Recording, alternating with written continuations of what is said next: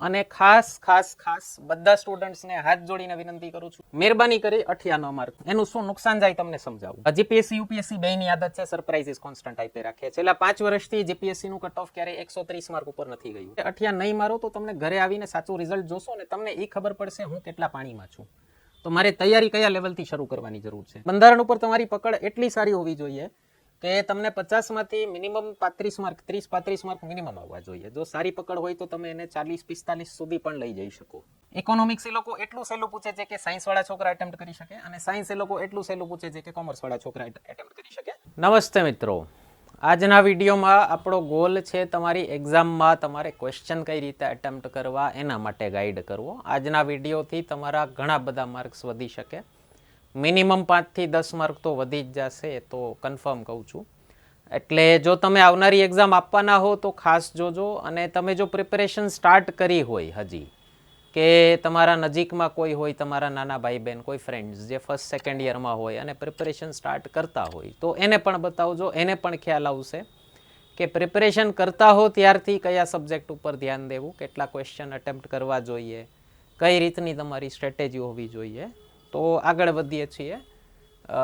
આપણે તમારા જીપીએસસીની ક્લાસ 1 એક્ઝામમાં 2 પેપર્સ હોય છે જીએસના. પેપર 1માં 4 સબ્જેક્ટ્સ છે: કોન્સ્ટિટ્યુશન, મેથ્સ, રીઝનિંગ, હિસ્ટ્રી અને આર્ટ એન્ડ કલ્ચર. આ પેપર વધારે પડતું સ્ટેટિક કહેવાય છે, ટ્રેડિશનલ પેપર કહેવાય છે. એમાં ડાયનામિક સબ્જેક્ટ્સ નથી, એટલે બધા સબ્જેક્ટ પુઠ્ઠાની વચ્ચેથી, 2 પુઠ્ઠાની વચ્ચેથી આવે એવા હોય છે. પણ આ પેપરમાં 2 સબ્જેક્ટ તમારા સ્કોરિંગ છે ખૂબ. એક કોન્સ્ટિટ્યુશન, બંધારણ, જે લગભગ બધાનો ફેવરિટ સબ્જેક્ટ હોય છે, અને બીજો મેથ્સ રીઝનિંગ. આ 2 ખૂબ સ્કોરિંગ સબ્જેક્ટ છે. અને બંધારણ ઉપર તમારી પકડ એટલી સારી હોવી જોઈએ કે તમને 50 માંથી મિનિમમ 35 માર્ક, 30-35 માર્ક મિનિમમ આવવા જોઈએ. જો સારી પકડ હોય તો તમે એને 40-45 સુધી પણ લઈ જઈ શકો. પણ હું એક્સ્ટ્રાઓર્ડિનરી સ્ટુડન્ટ્સ માટે આજનો વિડીયો નથી. જે લોકો જીનિયસ છે, જે લોકોને ખબર જ છે કે અમારી પ્રિલિમ ક્લિયર થવાની જ છે આ વખતે, એના માટે નથી. તમારે કમેન્ટ કરવી હોય કરી શકો છો. મારો આ વિડીયોનો હેતુ first timers, beginners, average student જેને તકલીફ થાય છે એક્ઝામ પાસ કરવામાં, અમારું કામ એ લોકોને હેલ્પ કરવાનું હોય. તો જો તમારું બંધારણ એટલું સારું ન હોય તો મીન્સ તમે ક્યાંક પ્રિપેરેશનમાં કંઈક ફાઉન્ડેશનલ ખામીઓ રાખી દીધી છે. તો આપણે એક બંધારણ લેક્ચર સિરીઝ આપણે શરૂ કરી છે. 11 લેક્ચર ફ્રીમાં આપી દીધા છે યુટ્યુબ ઉપર, જોઈ શકો છો તમે. તમારા લોકોનો કમેન્ટ્સમાં ખૂબ સારો પ્રતિસાદ મળ્યો છે, વરસાદ આવ્યો છે કમેન્ટ્સનો. અને આખા ગુજરાતમાંથી, અમદાવાદ, ગાંધીનગરના સ્ટુડન્ટ્સની પણ કમેન્ટ્સ આવી છે કે તમારા જેટલું ડિટેલમાં ગુજરાતમાં કોઈ નથી ભણાવતું. તો કમેન્ટ્સ પર તમે લોકો ચેક કરી શકો છો. તમારી કોઈ અલગ ઓપિનિયન હોય તો અમને વિડીયોમાં નીચે કમેન્ટ આપજો. અમે નેગેટિવ ફીડબેક પણ હંમેશા ધ્યાને લઈએ જ છીએ, એવું ન વિચારતા. તો જોઈ લેજો ખાસ. અને આપણું એપ્લિકેશન આવી ગયું છે, એના ઉપર આપણે પહેલો કોર્સ બંધારણનો મૂકી દીધો છે. ઇનિશિયલી ખૂબ ઓછી ફીસ રાખી છે આપણે, તો 500 થી 700ની વચ્ચે જ છે અત્યારે ખાલી બંધારણના કોર્સની ફીસ. તો લઈ શકો છો. અને પાસ્ટમાં આપણું પરફોર્મન્સ કેવું રહ્યું છે એના પણ આપણે વિડીયો યુટ્યુબ પર મૂકેલા છે. આપણી આ બુક ભારતનું બંધારણ બાય સંકેત રઘુવંશી, અને આપણા લેક્ચર્સમાંથી પાસ્ટમાં જીપીએસસી ક્લાસ 1ની એક્ઝામમાં 2022ની એક્ઝામમાં 34 ક્વેશ્ચન હતા બેઠા, અને 2021ની એક્ઝામમાં 35 ક્વેશ્ચન બેઠા પૂછાયા હતા. યુપીએસસીની 2023માં 12માંથી 9 ક્વેશ્ચન હતા આપણા લેક્ચર અને બુકમાંથી, અને 2022માં 10માંથી 8 ક્વેશ્ચન હતા. બધાના પ્રૂફ વિથ વિડીયોના એક પેજ નંબરના પ્રૂફ સાથે વિડીયો મૂકેલા છે, તમારે ચેક કરવું હોય કરી શકો છો. તો જો ન સબસ્ક્રાઇબ કર્યો હોય કરી લેજો, તમને ફાયદો થશે ઘણો. સેમ તમે મેથ્સ રીઝનિંગમાં પણ 50માંથી 30-35 માર્ક ઇઝીલી લઈ શકો. જીપીએસસીનું મેથ્સ જરાય અઘરું નથી હોતું. મેથ્સ અઘરું હોય આઈબીપીએસનું, એસબીઆઈનું, સ્ટાફ સિલેક્શનનું, સીડીએસનું, એ બધાનું મેથ્સ અઘરું હોય. પીએસસી બહુ હજી ખૂબ ઇઝી ક્વેશ્ચન્સ પૂછે છે. તમને જો વૈદિક મેથ્સની તમે પદ્ધતિથી મેથ્સ ભણેલા હો તો તમને ઉલટાનો ટાઈમ બચશે તમારો, અને સારું એવું સ્કોર કરી શકશો. આપણે નેક્સ્ટ કોર્સ મેથ્સનો જ લોન્ચ કરવાનો છે, તો એના પણ સ્ટાર્ટિંગમાં ઘણા બધા ફ્રી વિડીયો લેક્ચર્સ મૂકશું, તો ચેનલ જોતા રહેજો. એની પહેલાં પીએસઆઈનો ને કોન્સ્ટેબલનો કાયદો આવશે, તો એના પછી મેથ્સ આવશે. ઓકે, તમારી નેક્સ્ટ જીપીએસસી સુધીમાં લગભગ આખો કોર્સ આપણે એપ્લિકેશન ઉપર ઓનલાઈન મૂકી દઈશું. હિસ્ટ્રી અને આર્ટ એન્ડ કલ્ચરમાં છોકરાઓની એક મોટી ફરિયાદ હોય છે કે યાદ નથી રહેતું. બીજી વસ્તુ, સૌથી મોટો પ્રોબ્લેમ, ફસાતા નથી. આપણે જે વાંચ્યું હતું એમાંથી ક્વેશ્ચન ન પૂછાય એવું બની શકે, કારણ કે આ બે સબ્જેક્ટ ખૂબ વાસ્ટ છે, એટલે ક્યાંથી ક્વેશ્ચન પૂછાશે એ તમને ખબર ન પડે. આ બે સબ્જેક્ટમાં હું તમને ડિસ્કાઉન્ટ આપું છું કે જો એમાં તમને યાદ ન રહે અથવા ક્યાંથી ફસાય છે ખ્યાલ ન આવે તો કોઈ વાંધો નહીં, એની બહુ ચિંતા ન કરતા. જેટલા ક્વેશ્ચન આવડે એટલા જ કરજો. આમાં તકલીફ છે, જેન્યુઇન તકલીફ છે. એક તો ક્યાંથી પૂછે છે નથી પકડાતું, અને ફ્રેન્કલી નથી પકડાતું. ઓકે, કોઈ ટીચર એવું કહેતા હોય કે આપણે કડ પકડાઈ ગઈ છે એની હિસ્ટ્રી આર્ટ એન્ડ કલ્ચરની, તો સાહેબ ખોટું બોલતા હોય. હા, એને તમે એક્ઝામ પછી ગાળું દેશો, મને તમે પ્રિપરેશન વખતે ગાળું દેશો કે સર બહુ વચાવે છે. મને નથી જોતું, એક્ઝામ પછી ગાળો દો. પેપર 2 છે ને એ મોર ઓફ ડાયનામિક સાઈડનું પેપર છે અને એ ખૂબ સ્કોરિંગ છે. એમાં તમે ધારશો એટલા સ્કોર કરી શકશો. એમાં મેઇન સબ્જેક્ટ્સ છે તમારું current affairs, economics, science and technology અને જોગ્રાફી. તો પહેલા 3 સબ્જેક્ટ છે ને એ ત્રણેય ડાયનામિક છે. જોગ્રાફી પાછો સ્ટેટિકમાં અથવા ટ્રેડિશનલમાં આવી શકે. આ 3 માટે હું સજેસ્ટ કરું છું. કરંટ અફેર્સ માટે એક મેગેઝિન પણ વાંચી લેવું, ખાસ કરીને ઇંગ્લિશ હિન્દી બેયમાં મળે છે. ગુજરાતી મેગેઝિન્સ હું સજેસ્ટ નથી કરતો. એનું કારણ છે મેં આ ઇંગ્લિશ મેગેઝિન લખાતા ટીમમાં મેં એક્ટિવલી કામ કરેલું છે અને એ લોકોની રાઇટર્સ ટીમ મેં જોયેલી છે, કેટલું રિસર્ચ કરીને લખતા હોય છે. પ્લસ એની એનાલિટિકલ જે હોય છે એ એનાલિટિકલ પર્સપેક્ટિવ એ લોકોનો બહુ સરસ હોય છે. તો તમને મેઇન્સ માટે તો અગેન એ મેગેઝિન્સ જોશે જ. આપણા હજી સુધીમાં લગભગ 30 જેટલા છોકરાઓ મેઇન્સ લખી ચૂક્યા છે અને મેં જેટલા લોકોને કીધું કે આ મેગેઝિન ઉપર સ્વિચ કરી જાઓ, ફરી જાઓ, અને જેટલા લોકોએ ફેરવ્યું મેગેઝિન, એ બધાએ મને ખૂબ આભાર કર્યો છે. મને ફોન કર્યા છે, મેસેજ કર્યા છે કે સર થેન્ક યુ, આ મેગેઝિન વહેલું મળી ગયું હોત તો ક્યારના એક્ઝામ પાસ થઈ ગયા હોત. ગુજરાતી મેગેઝિન્સનો એનાલિટિકલ પર્સપેક્ટિવ એટલો સારો નથી મારી દ્રષ્ટિએ. તમારો કોઈ બીજો અનુભવ હોય તો મને કમેન્ટમાં જાણ કરજો. ઓકે, આ 3 સબ્જેક્ટ્સમાં તમે અગેન ધારશો તો ખૂબ સારું સ્કોર કરી શકશો. અને ઇકોનોમિક્સ અને સાયન્સ એન્ડ ટેક જોઈને બી ન જવું. ઇકોનોમિક્સ એ લોકો એટલું સહેલું પૂછે છે કે સાયન્સવાળા છોકરા એટેમ્પ્ટ કરી શકે, અને સાયન્સ એ લોકો એટલું સહેલું પૂછે છે કે કોમર્સવાળા છોકરા એટેમ્પ્ટ કરી શકે.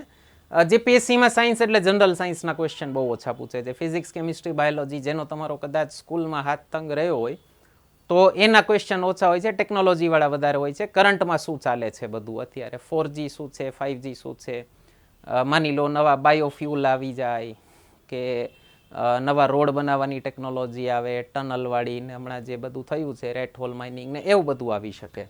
તો એ બધું ખૂબ ઇન્ટરેસ્ટિંગ હોય અને સિમ્પલ જસ્ટ એક તમારું રીડિંગ હશે તો તમે આરામથી એટેમ્પ્ટ કરી શકશો એવા ક્વેશ્ચન્સ હોય છે આના. ઓકે, તો આ 3 સબ્જેક્ટ સ્કોરિંગ છે. અગેન જોગ્રાફીમાં પાછી છોકરાઓની ફરિયાદ હોય છે મોસ્ટલી કે ક્વેશ્ચન ક્યાંથી ફસાય છે એ પકડાતું નથી. બહુ વાસ્ટ સબ્જેક્ટ છે, ક્યાંથી પૂછી નાખે ખબર ન પડે. તો હું તમને 3 સબ્જેક્ટમાં ડિસ્કાઉન્ટ આપું છું. ન આવડે મૂકી દેજો, જેટલું આવડે એટલું જ એટેમ્પ્ટ કરજો. અને ખાસ ખાસ ખાસ બધા સ્ટુડન્ટ્સને હાથ જોડીને વિનંતી કરું છું, હું દર વખતે એક્ઝામ પહેલાં આ ટાઈપનો એક એક્ઝામ સ્ટ્રેટેજીવાળો વિડીયો બનાવું જ છું અને હાથ જોડી અને કહું છું. મારા ક્લાસરૂમમાં તો 3 લેક્ચરમાં કહું છું, 15 20 મિનિટ કાઢીને કહું છું, મહેરબાની કરી અઠિયા ન મારતા. એનું શું નુકસાન જાય તમને સમજાવું. અને એક બીજું ખાસ, ઘરેથી કટ ઓફ નક્કી કરીને ન જતા કે તમે વિચારો કે ગયા વર્ષે આટલું કટ ઓફ હતું તો આ વર્ષે એનાથી કટ ઓફ ઊંચું જ જશે. જીપીએસસી યુપીએસસી બેયની આદત છે સરપ્રાઇઝીસ કોન્સ્ટન્ટ આપી રાખે. છેલ્લા 5 વર્ષથી જીપીએસસીનું કટ ઓફ ક્યારેય 130 માર્ક ઉપર નથી ગયું. ગયા વખતે એ કટ ઓફ 200 પહોંચી ગયું હતું.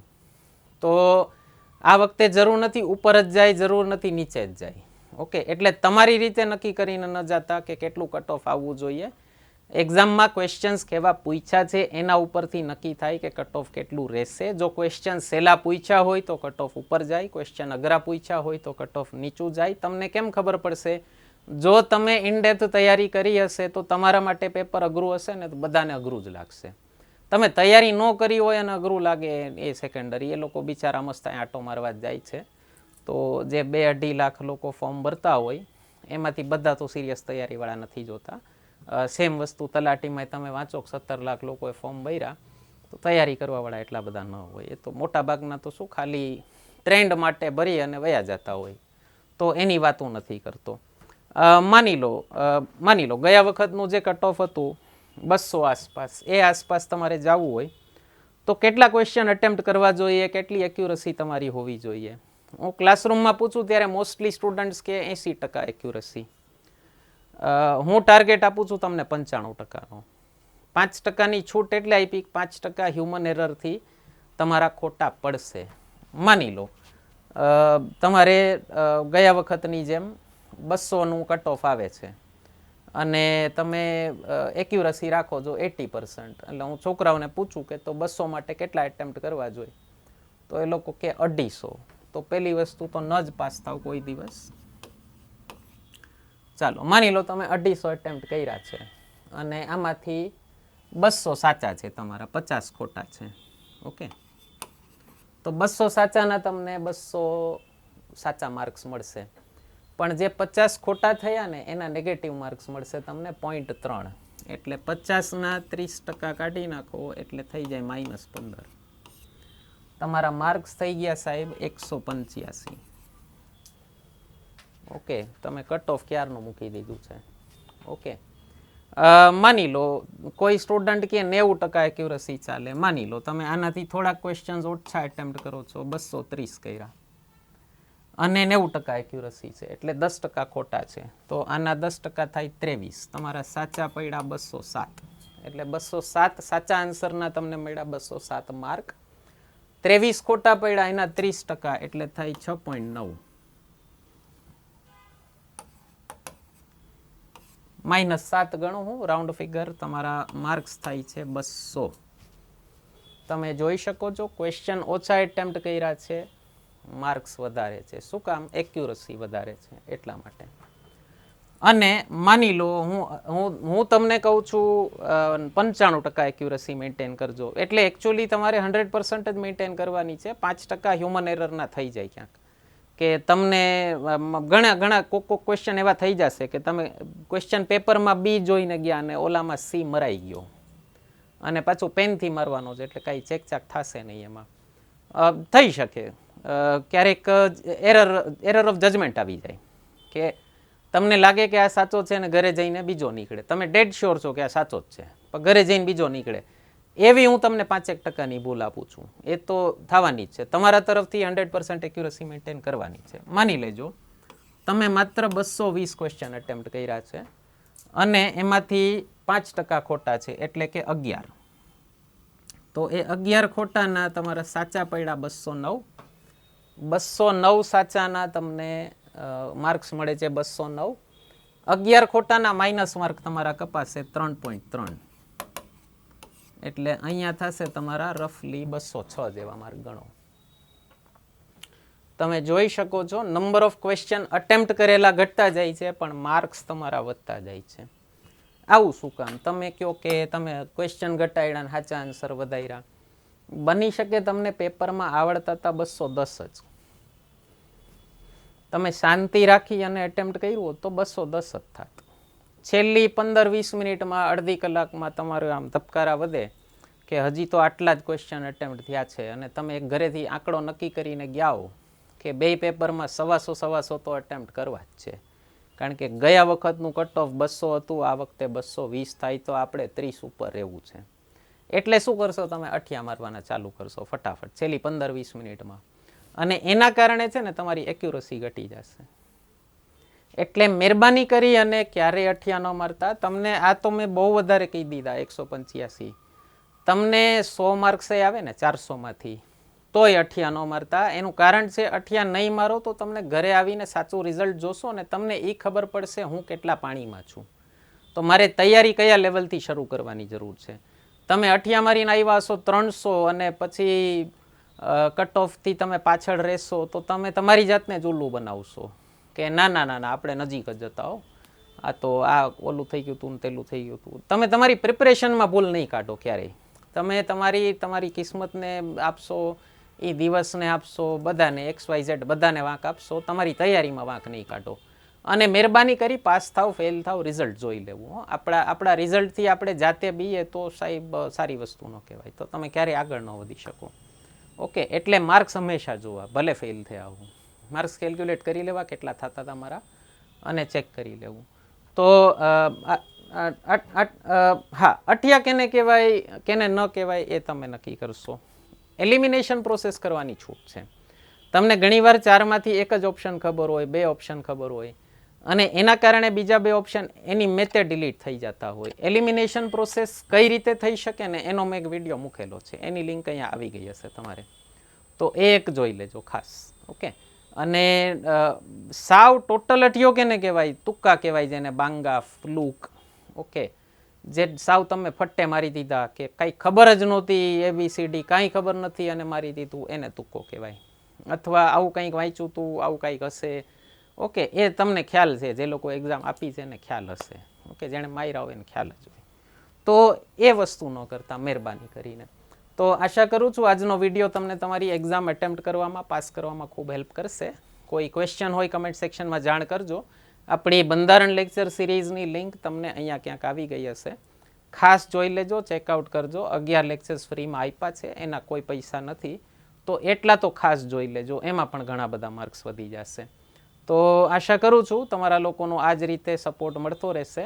ધન્યવાદ.